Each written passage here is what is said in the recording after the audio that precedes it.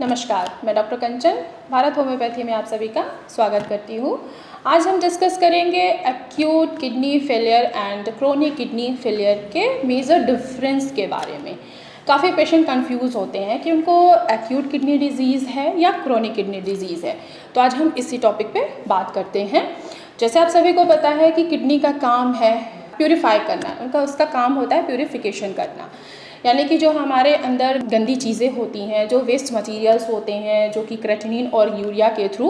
वो क्रेटिनिन और यूरिया जो है वो हमारा बाहर निकलता रहता है।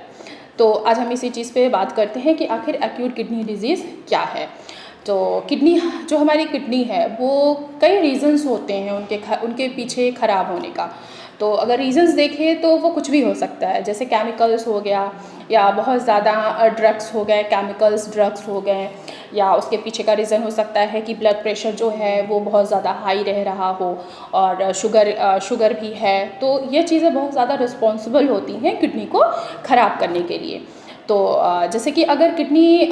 शुगर है, काफ़ी लंबे समय से शुगर है और बीपी पेशेंट को काफ़ी लंबे समय से है, तो किडनी धीरे धीरे जब ख़राब होने स्टार्ट होती है, ये दो रीज़न्स के वजह से या अदर और कोई फैक्टर्स है उसके वजह से अगर किडनी हमारी ख़राब हो रही है, अनहेल्दी हो रही है, तो उसको क्रोनिक किडनी डिजीज़ कहा जाता है। अगर किडनी हमारी अचानक से यानी कि सडन काम करना वो बंद कर दे रही है, तो उसको हम एक्यूट किडनी डिजीज़ या एक्यूट किडनी इंजरी कहते हैं। अब एक्यूट में क्या क्या आ सकता है, जैसे कि कुछ केमिकल्स ड्रग्स होते हैं, जैसे कि पेन किलर अगर हम मान लें, पहला रीज़न अगर देखें तो वो है पेन किलर। अगर हम पेन किलर खाते हैं और हम किसी अच्छे डॉक्टर्स के पास जाके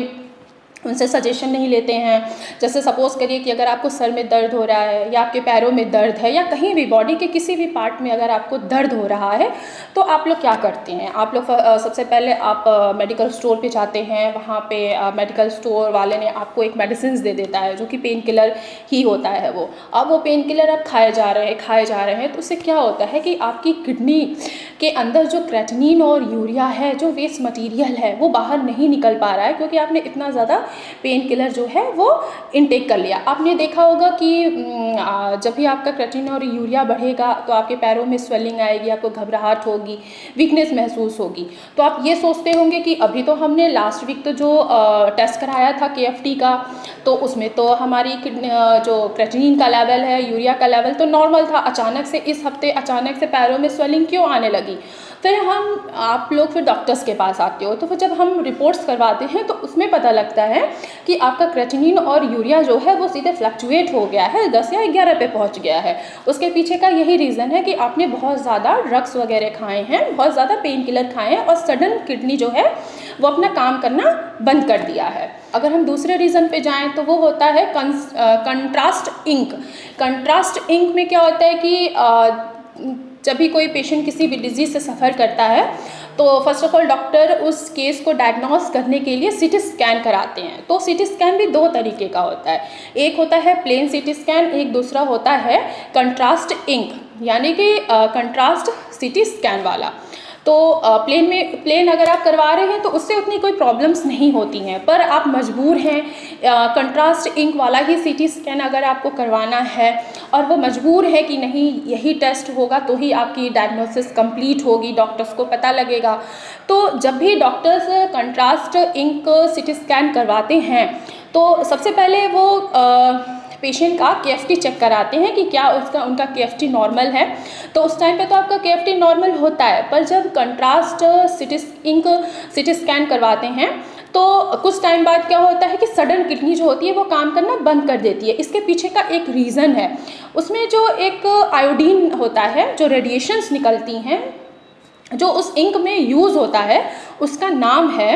रेडियो आइसोटोप ऑफ आयोडीन। इसमें ये चीज़ें जब यूज़ होती हैं तो उससे किडनी पे इफ़ेक्ट पड़ना स्टार्ट हो जाता है और सडन हमारी किडनी जो होती है वो काम करना बंद कर देती है। तब पेशेंट को सिम्टम्स नज़र आने स्टार्ट हो जाते हैं कि उनके पैरों में स्वेलिंग आ रही है, वीकनेस आ रही है, घबराहट हो रही है। तो ये सारी चीज़ें जो होती हैं वो हमारे एक्यूट किडनी डिजीज़ में आती हैं और इसको बोला जाता है एक्यूट किडनी इंजरी भी कहा जाता है।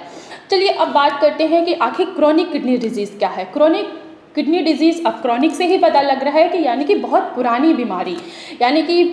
जिस भी पेशेंट को बीपी की प्रॉब्लम है और वो काफ़ी लंबे समय से है, चाहे वो शुगर की ही प्रॉब्लम क्यों ना हो, काफ़ी लंबे समय से है और वो मेडिसिन कभी ले रहे हैं कभी छोड़ रहे हैं, या उनका प्रॉपर तरीके से अपना बीपी, अपना शुगर, ये सारी चीज़ें कंट्रोल नहीं कर रहे हैं, तो उसमें चांसेस होता है क्रॉनिक किडनी डिजीज़ होने का। और इससे क्या होता है कि जब आपका ब्लड प्रेशर हाई होता है तो जो अमाउंट ऑफ ब्लड फ्लो होगा किडनी के तरफ, यानी कि नेफ्रॉन्स की तरफ जब आएगा तो बहुत ही ज़्यादा प्रेशर के साथ आएगा, जिसके वजह से नेफ्रॉन्स जो होंगे वो धीरे धीरे डैमेज होना स्टार्ट हो जाते हैं। ये भी नहीं कि वो अचानक से डैमेज हो जाएंगे, क्योंकि क्रॉनिक है, ब्लड प्रेशर जो है वो आपका बहुत पुराना है और आप मेडिसिन टाइम से नहीं ले रहे हैं। जब आपका बीपी बढ़ता है तो ही आप मेडिसिन ले रहे हैं, तो इससे नेफ्रॉन्स जो होंगे वो धीरे धीरे डैमेज होना स्टार्ट हो जाते हैं, क्योंकि जो अमाउंट ऑफ ब्लड फ्लो होगा वो बहुत ही तेज़ी से और थोड़ा हाई में आएगा।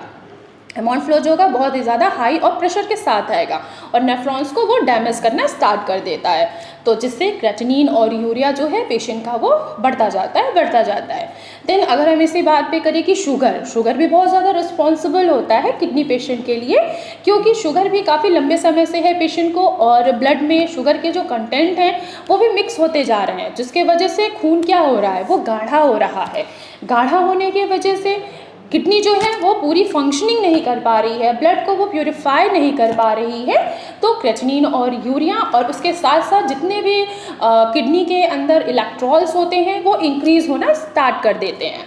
अब रीज़न और भी आता है, जैसे कि आईजी नेफ्रोपैथी हो गया या पॉलीसिस्टिक किडनी डिजीज़ हो गई, ये सारी चीज़ें जो रिस्पॉन्सिबल होती हैं क्रॉनिक किडनी डिजीज़ के लिए। तो अब मुझे लगता है कि अब आप लोग डिफ्रेंशिएट बहुत आसानी से कर लेंगे एक्यूट किडनी डिजीज़ में एंड क्रॉनिक किडनी डिजीज़ में। तो आज के लिए बस इतना ही। जो भी पेशेंट किडनी से सफ़र कर रहे हैं, चाहे उनको एक्यूट किडनी डिजीज़ हो, चाहे उनको क्रॉनिक किडनी डिजीज़ हो या आइज़ोनेफ्रोपैथी हो, या उनके किडनी के ऊपर बहुत सारे मल्टीपल सिस्ट बन रहे हैं जिसके वजह से उनकी किडनी की फंक्शनिंग जो है वो डिस्टर्ब हो रही है, तो उनका भारत होम्योपैथी में मैं उनका स्वागत करती हूँ। आपको भारत होम्योपैथी में बहुत ही अच्छा सा ट्रीटमेंट दिया जाएगा, कस्टमाइज मेडिसिन दी जाएंगी, आपको कस्टमाइज डाइट चार्ट प्रोवाइड किया जाएगा, आपको डाइटिशियन प्रोवाइड की जाती हैं, आपको फॉलोअप डॉक्टर्स प्रोवाइड किए जाते हैं, जिससे आप उनकी गाइडलाइंस के अकॉर्डिंग आप ट्रीटमेंट